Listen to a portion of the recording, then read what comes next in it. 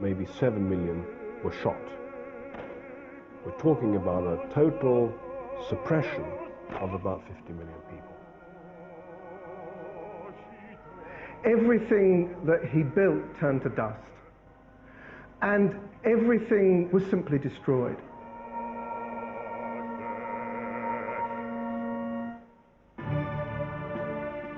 In late 1923, Vladimir Lenin, the leader of the Bolshevik Party and father of the Russian Revolution, lay demented and dying near Moscow. He was obsessed by one question: who would succeed him as leader of the country? There were two front-runners in the race: the dashing intellectual and founder of the Red Army, Leon Trotsky, and the ruthless 43-year-old party secretary, Iosif Stalin. A lot of people believe that Trotsky was the natural successor. He had all of the intellectual, the ideological, the organizational ability, the personality to lead. He was a leader, the leader in the Civil War, of none of which qualities Stalin could share. In southern Russia at the turn of the last century, Stalin excelled as a bank robber, agitator, and sometime assassin. Forever in and out of jail, the violence and paranoia which would mark him out in later years were already visible. He had a very devious, cunning, and somewhat paranoid personality from an early stage. He clearly wasn't one of the lads.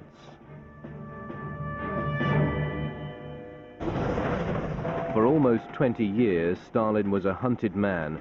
Only once in his early life did he experience anything that came close to normality. It wouldn't last. He met this beautiful young Georgian girl, Iosif, and they married, and she had a child, but contracted typhus, it is thought, and died. It is said that when he was at her graveside, he told the people there that a cold stone had entered his heart. He had lost all feeling for humanity. In March 1917, the Russian Revolution erupted. The Tsar Nicholas II was deposed, and a year later, he and his entire family were shot. With the capital Petrograd in turmoil, Stalin's moment had come. Making his way across Russia from a prison camp in Siberia, he found a city filled with revolutionary soldiers. For Stalin, the endless imprisonment was about to pay off. Throughout 1917, he was on all of the main organizing bodies of the Bolshevik Party in Petrograd, preparing for the revolution. When a second revolution came in October of the same year, Lenin's Bolsheviks were in control, and Stalin was closer to the power he had always craved. With cold efficiency, Stalin began to maneuver himself into taking control of the party. И однажды он меня с собой провел в Большой театр, где происходило... Once my brother took me to the Bolshoi in Moscow, where a big party meeting was being held. I was very excited. I wanted to hear Lenin and Trotsky speak. Увидеть и услышать Ленина и Троцкого. Standing next to Lenin and Trotsky on the stage that night was Stalin. Мой брат толкнул меня локтем и сказал... My brother nudged me and said, "That's the real dictator of Russia." Фактически диктатор России. In January 1924, Lenin died, and Stalin saw the chance to seize power. Stalin was in control of so much of the organization of the state and of the party, particularly of the party. Major committees were staffed by him. Once you have that sort of power of patronage, of putting people in place, they're your people. I think what they saw in Stalin, yes, was a leader who was going to direct the party without the factional squabbles that they'd been listening to since 1921. Aware of Stalin's real character, Lenin wrote just before his death, "Having become General Secretary, he has enormous power in his hands, and I am not sure that he always knows how to use that power with sufficient caution." The party decided to ignore Lenin's warning about Stalin It was a decision they and millions of others would soon regret. He was an unforgiving person, phenomenally unforgiving. All those who somehow displeased him were doomed to die, sooner or later. Stalin took control, and by the end of the 1920s his hold on power was complete. A 30-year orgy of violence and terror was about to begin.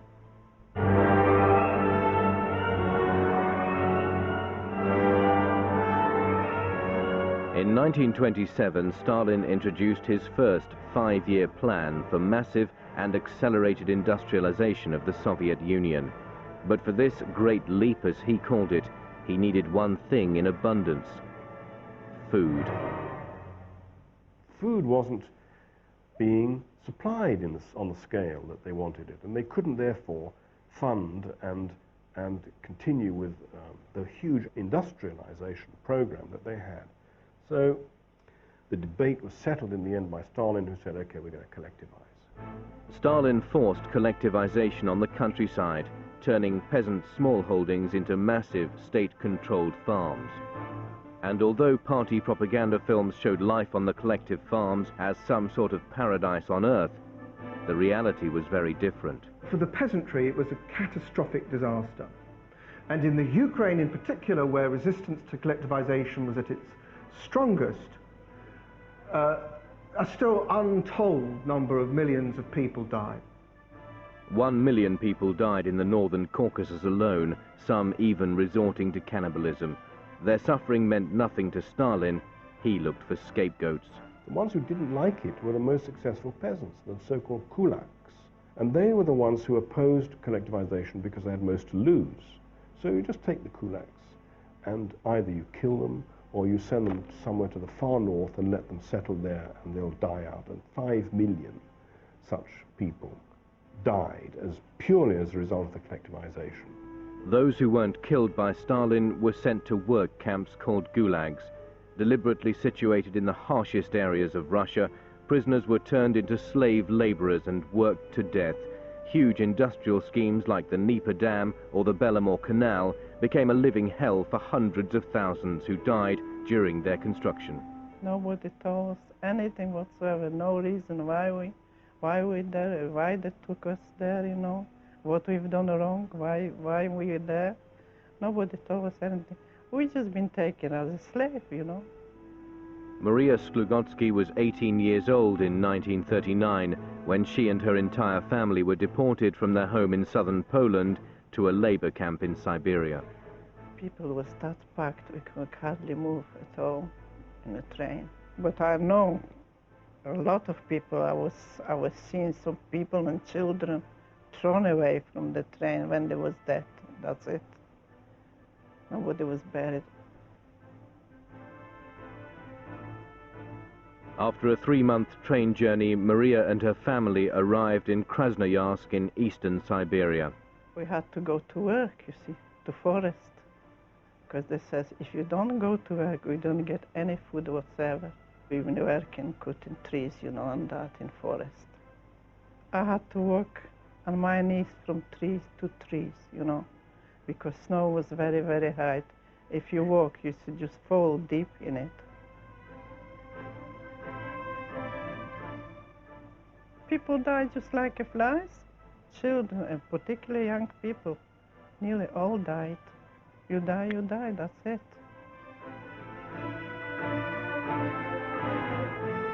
Not that their fates would ever move Stalin.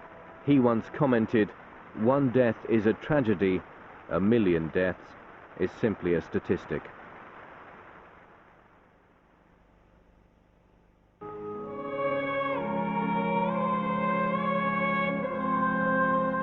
At the beginning of the 1930s, Stalin's grip on power in Russia was absolute, and for the people of the Soviet Union, it would become the bloodiest decade of his rule. I think that by the end of the 1920s, Stalin was in the grips of some form of paranoia and saw himself surrounded by enemies, internal, external, in the party, in the country. and the terror to some extent was driven by his own paranoid fears. What became known as the Great Terror began at the Communist Party Congress in 1934, where Stalin was expecting his re-election as party secretary to be a formality. To his horror, 300 of the delegates voted against his nomination, and only 3 against the popular party favorite, Kirov. That reinforced his sense that there was a faction in the party who were trying to unseat him, and he then began to see enemies everywhere. Stalin's revenge for this treachery was swift. Kirov was assassinated in mysterious circumstances later that year. Of the 1,961 delegates who had attended the 17th Congress, 1,108 of them were shot. Of the 139 Central Committee members, 98 were shot. The purges were a device to really consolidate the new discipline that Stalin was imposing on the society. Everybody knew that if you didn't give total loyalty and visible dedication to Stalin, you could be sent to the cellars of the Lubyanka and executed immediately, or you could be sent to prison or camp for 25 years, and many were. From their headquarters in the Lubyanka, the NKVD, under Stalin's orders, spread fear throughout the country. Thousands were arrested and accused of everything from spying and sabotage to plotting Stalin's assassination. Stalin himself signed thousands of death warrants. One word, one movement of his finger would change the fate of millions of people, the fates of whole nations. Boris Yefimov was one of the Soviet Union's leading political caricaturists during the 30s. His brother Koltsov, a writer, was a victim of Stalin's terror.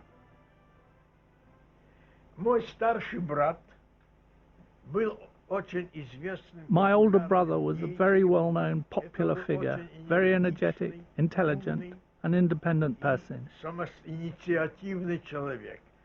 Stalin didn't like this sort of person. He only liked those who fulfilled his orders without any hesitation. At last, the day, or the night to be precise, of Koltsov's fate arrived.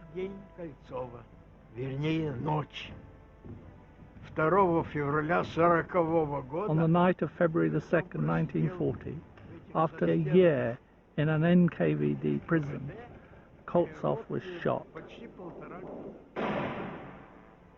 As the brother of one of Stalin's enemies, Boris Yefimov was also targeted for arrest. To be compassionate was not in his nature. Why did he spare me then? The answer is simple. He liked my drawings. In exile in Mexico, Stalin's old enemy Trotsky was murdered with an ice pick in 1940. The army that Trotsky founded was itself purged. 40,000 officers were arrested, almost 15,000 shot, and the rest sent to camps to be worked to death. Stalin was more or less saying to the people of the Soviet Union, look, nobody is beyond my reach. Nobody is safe. Not only did Stalin execute his victims, he erased them from history altogether. He spared no one. Nikolai Yezhov, the NKVD commander, was arrested and shot in 1940. Stalin made him disappear too. Not even Stalin's wife, Nadezhda, survived the Great Terror. Driven to despair by his treatment of her, during a party in 1932 for his ministers, she left the room and shot herself.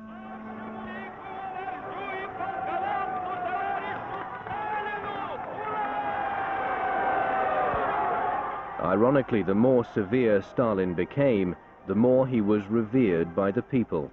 A combination of propaganda and the ever-present threat of persecution turned Stalin into a demigod. This became known as the cult of personality. The idea, as the cult developed, was that Russian people owed everything to the party, to the state, and to the leader. So, in this sense, the whole society was in debt. One important aspect of this, what I call the economy of the gift, was the importance of thanking Stalin, because you were in debt. You were thanking for all these gifts and presents, in a sense, all the social services, everything you got. And the slogan, "Thank you, Comrade Stalin, for a happy childhood," represented that idea that children were having a happy childhood because Stalin had provided for them. One of those happy children was the girl who appeared in this photograph. Called Friend of the Little Children, it was taken in 1936 and shows Stalin holding 6-year-old Gelia Markizova. She remembers the day the photograph was taken. I got up and took the flowers to the Presidium. When somebody asked me where I was going, I said, to Stalin. Then everybody started shouting, "Kiss him, kiss him." I remembered a feeling of happiness because I was in Stalin's arms. The next morning I woke up and I was unbelievably famous. Gelia's celebrity was short-lived. A year later, Gelia's father, Ardan, was accused of spying and arrested. My mother said she wasn't worried at all because my father simply knew that he wasn't guilty. He said the confusion would be sorted out and he'd be back soon. It all turned out to be very different. He was shot in 1938.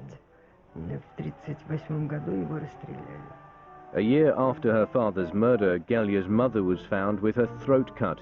The official explanation was suicide, but 50 years later Gelia found out that her mother had been murdered on the orders of Stalin's new NKVD chief, Lavrentia Beria.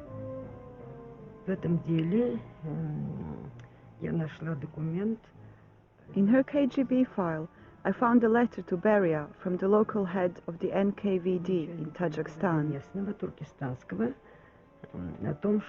The letter said that Dominika Fedorovna Markizova lives in exile in our town. Her daughter was photographed in Stalin's arms. Also, she has gifts from Stalin and 5 photographs.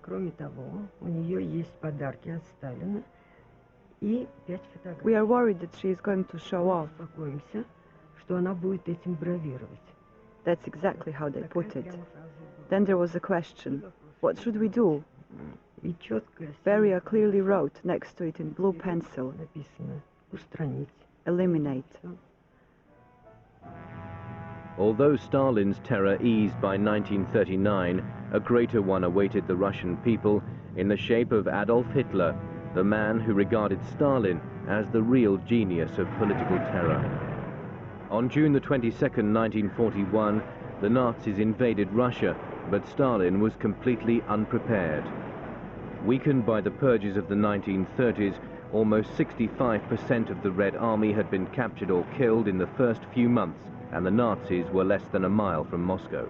A lot of people say what Stalin did for Russia was that he enabled them to push back the tanks of Hitler in World War II. But I would say that, in fact, firstly, the invasion would never have got so far because all those people on the western borderlands who welcomed Hitler with open arms would have fought against him. And secondly, the industrial, the agricultural, and the base of the country and its morale would have been in a proper state to fight in 1941 instead of in 1943 to fall. In a conflict of unprecedented savagery, the Soviet people threw themselves into the war. But even as the Russians died in their millions at Stalingrad or starved to death in the siege of Leningrad, Stalin continued to terrorize them. If you had been in prison or in camp before the war, you were mobilized, you went to the front, whatever you did at the front and you came back, you were immediately rearrested and sent back. The repeaters, they were called. Now that, to my mind, does encapsulate the utter cruelty and cynicism of the Stalinist system. When Berlin fell in May 1945, The Russian people, who had seen 27 million of their compatriots die in the war, felt that they had earned a better future. It meant nothing to Stalin. The great tragedy of the whole Soviet experience was the sense that people were sacrificing for a day that never came. Now isolated behind an iron curtain, Stalin's paranoia increased. He found a new enemy in the one people who had suffered more than most during the war. A lot of leading Jews in all fields were arrested and accused of being in some kind of Zionist plot.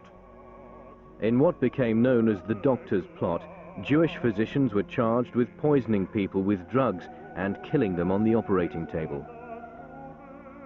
They were people who had no national loyalty, so it was natural to accuse the Jews.